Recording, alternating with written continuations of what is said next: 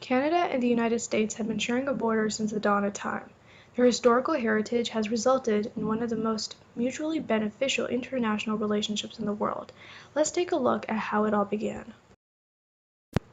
In the 1800s, Canada was still under Britain's control. In 1845, the British government authorized the Canadian legislature to regulate its own tariffs. Great Britain's abrogation of protective tariffs in 1846 led Canada to look for new export opportunities for its products. So Canada turned to its neighbor to the south, the United States. One of the major trade developments that had occurred at the time was the Reciprocity Treaty, signed by the two countries. It reduced import duties and protective tariffs charged on goods exchanged between the two countries and allowed the free trade of natural products.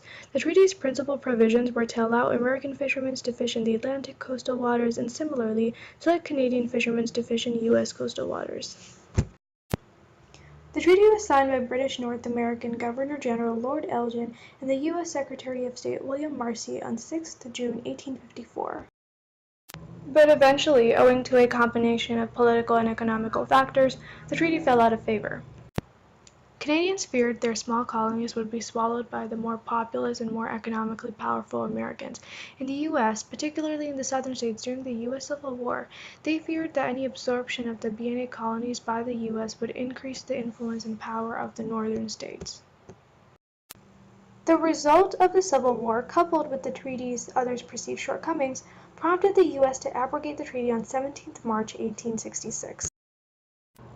The Canada-U.S. Free Trade Agreement was superseded by NAFTA, which stands for the North American Free Trade Agreement. It is a multilateral and comprehensive trade agreement that sets the rules of trade and investment between U.S., Canada, and Mexico. This came into force in 1994.